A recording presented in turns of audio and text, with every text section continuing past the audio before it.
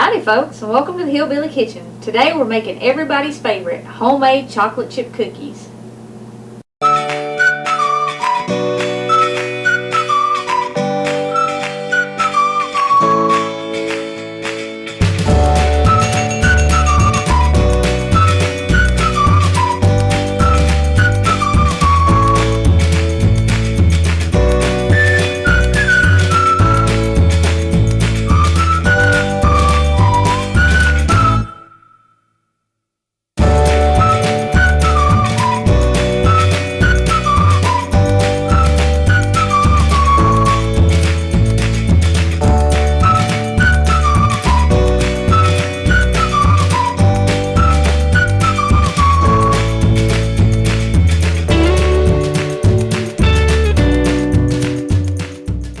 Chocolate chip cookies are really not hard to make at all. You can mix them with a hand mixer or a stand mixer, or you can mix them by hand. It does take a little bit of time if you mix them by hand, but you need 2 sticks of softened butter. Leave that sitting out of the refrigerator for quite a while, especially if you're going to be mixing it by hand, because it'll be really hard if your butter's not soft. 2 eggs, 3/4 of a cup of firmly packed brown sugar, 3/4 of a cup of regular sugar, 2 1/4 cups of flour, that's all-purpose flour, 3 cups of chocolate chips. And yeah, I know that's more than everybody else says to put in them, but the extra chocolate chips make them a really good cookie. You need a teaspoon of baking soda. Now, fresh baking soda is one of the keys to making sure your chocolate chip cookies come out good. So make sure that baking soda is fresh, and make sure you have a full teaspoon, maybe even a little bit more. And you need a teaspoon of salt and at least a teaspoon of vanilla. So I'm gonna just dump my baking soda and my salt and my all-purpose flour. You don't really have to do that. You can just add it in the mixer as you're mixing, but since I'm moving everything, it saves a little time. And most people tell you to do it, so just go ahead and throw it in there. And you don't have to mix it up a whole lot, just put it in there. Okay, I'm going to start with my eggs. Turn my mixer on and put them in.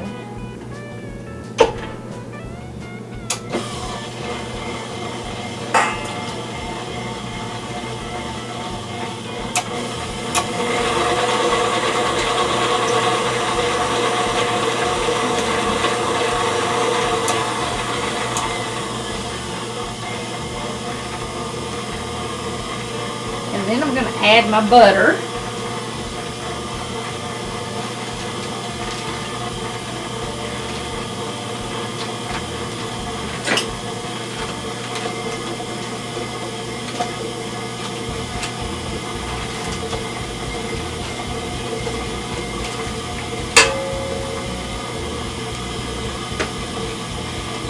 Alright, next the sugar.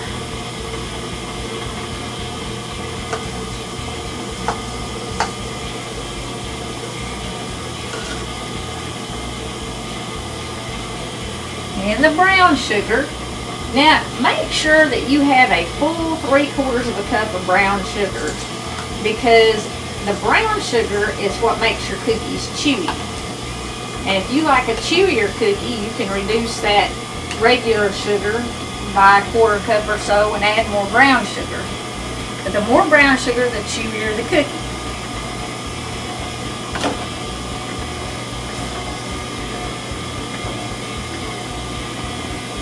Go ahead and put that vanilla in. And I always add a little more than a teaspoon because I really like vanilla. Now at this point you do want to kind of scrape everything off because you want to get that butter all mixed together good. And because my butter was really soft, you can see it's already pretty well creamed. And that didn't take long at all.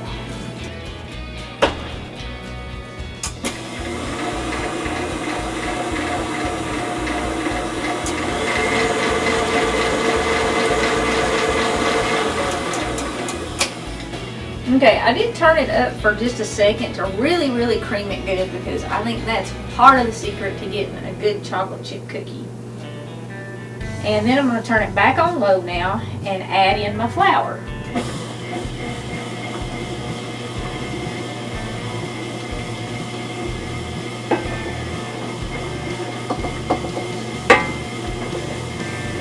Okay, again I turned it up for just a minute to make sure that just a second to make sure my flour was mixed in there good. And everything's pretty well mixed already.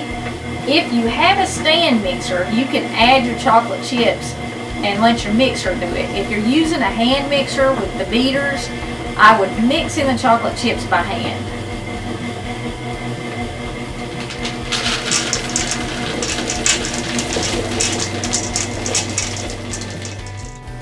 Now, the next step to making sure that your chocolate chip cookies come out really good is you want to put them in the refrigerator for at least an hour before you bake them. If you've ever made those chocolate chip cookies that come out about this thick, that's because your dough was warm when you put them in the oven. Now, you can put them in an airtight bowl.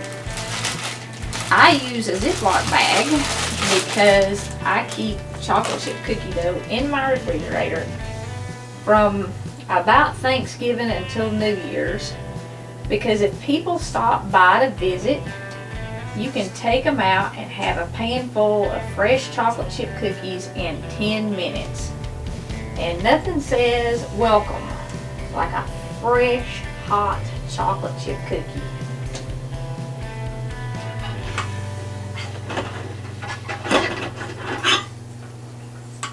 That's something, keeping the cookie dough in my refrigerator is something that I learned from my Aunt Paula when I was a kid. She was like the world's greatest hostess. We went to her house a few times at Christmas, and she always had cookie dough in the fridge.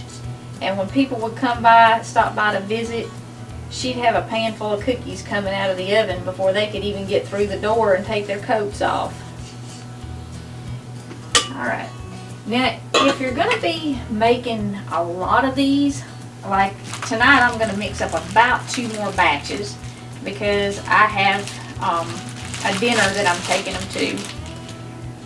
But you don't really want to mix up, you don't want to like double the recipe, because that is a lot of dough and it's a really, really stiff dough.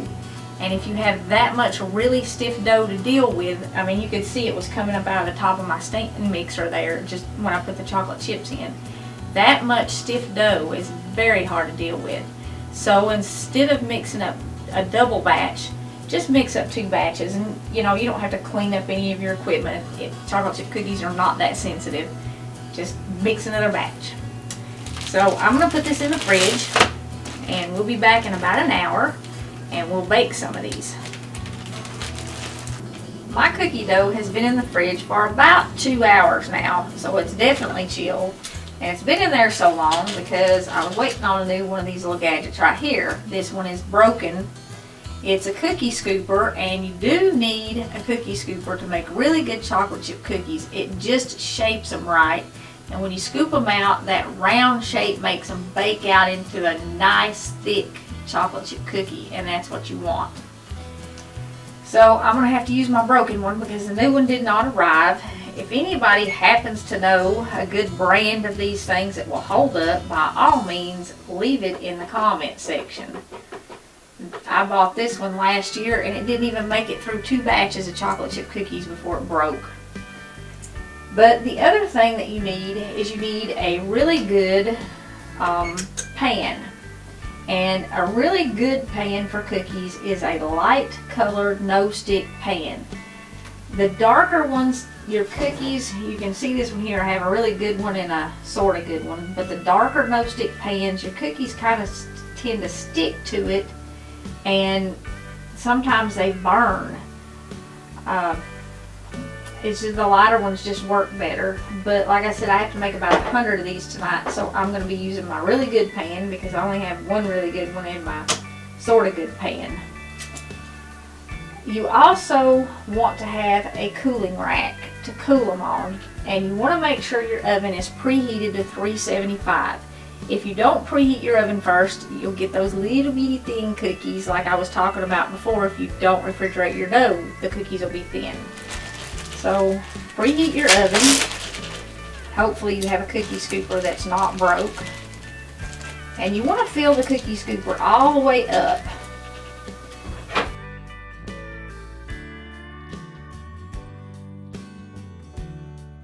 And you do want to make sure that you turn your curve up.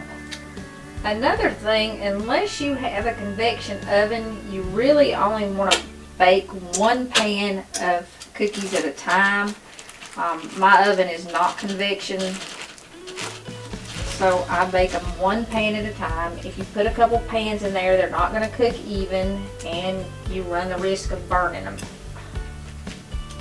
I use this bag to put my cookie dough in instead of a bowl because, like I said, this is a great cookie to mix up and keep in the fridge so you can stick them in the oven when you have people drop by and have fresh hot cookies. And the bag, as you use the cookie dough, takes up less and less room in your refrigerator, and it also keeps your cookie dough from drying out. If you put it in a big bowl big enough to hold the whole batch of cookie dough, by the time you get it all cooked, if you're using it just for when people drop by, it kind of tends to dry out. You know, this holiday season, while you're doing all your cooking and you're celebrating with your family and enjoying wonderful meals and fresh baked goodies, I want to encourage you to take a little time and think about the people who are less fortunate than you are. There are approximately 3.5 million homeless people in the United States. And homelessness is not just a problem in the United States, it's a worldwide problem. Now, I'm not necessarily talking about donating a big bunch of money to some cause. I'm talking about finding somebody that you can connect with on a personal level and reach out to them and share the joy of the holiday season with them. Give them a little of your time and a little something from your holiday, whether it's a few fresh cookies or even sharing a meal with them. And not just homeless people, but there are elderly people in this country, a lot of elderly people in this country, that are going to be spending the holidays completely alone.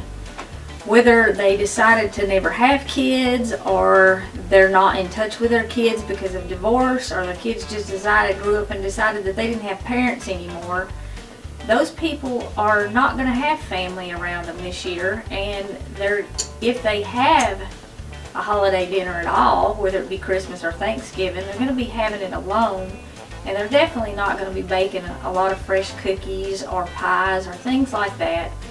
And I would be willing to bet that most of us know somebody like that we could share a little something with. Maybe take a few plates of goodies over or invite them to dinner or something. Share the spirit of the holiday season. And while you're at it, remember the spirit of the holiday season. Remember who you're thanking for your blessings. And remember why we have Christmas, that we're celebrating the greatest gift the world has ever been given, our Savior, the Son of God who came to die because He loved us. And if you don't know Him, if you don't have a relationship with Jesus Christ, if you haven't been forgiven, I want to really encourage you before this holiday season is over to find somebody to talk to about it, or get out your Bible and read it until you understand it. You can even leave us a comment or send us a message and we'll talk to you about it too. Okay, our oven is preheated and we're going to bake these for 8 to 10 minutes. You want to keep an eye on them. It depends on your oven, and it also does depend on the humidity a little bit, how big you made your cookies and things like that. So one pan at a time on the center rack. Now if you're just making these for when people drop by, just seal up your bag and put your dough back in your refrigerator. If you're making a whole bunch, while that pan's baking, you can scoop out the next pan so you've got it ready to go in. Okay, these cookies actually took about 12 minutes to bake, but they are pretty big, and you can tell that they're done because the tops are all golden brown. They're really thick, good looking chocolate chip cookies. Now you want to let them sit on your pan for about a minute before you start taking them off and putting them on the rack. And as they cool, they're not going to be quite as thick as they are right now, but they'll stay pretty thick.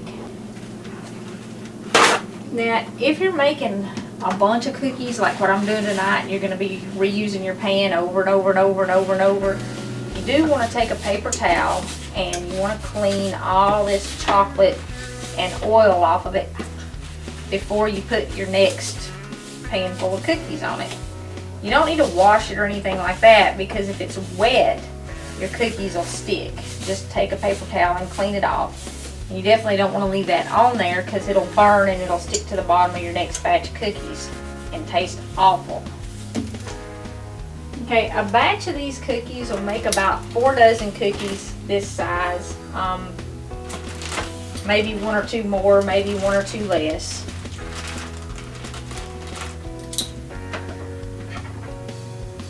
And if you're keeping it in the refrigerator, it'll keep for a couple weeks probably. You might, after about a week, it's not going to be quite as good, but it definitely isn't going to hurt you. Just after a week, it tends to really get hard, and it starts to dry out. And I'm not sure there's any kind of container you could put it in that would keep that from happening. So don't mix up more than what you think you're going to use in a week. Okay, they're pretty close to cool now. They're still warm, but they're definitely at a temperature where they're really good to eat. And they did not settle down much. That's a thick cookie, and that's what you want. That's what makes a really good chocolate chip cookie. And you can also see that it is just loaded with chocolate chips. There's nothing worse than getting hold of a chocolate chip cookie that don't have any chocolate chips in it. Thanks for joining us on the Hillbilly Kitchen. Don't forget to click like and subscribe, and we'll see you next time.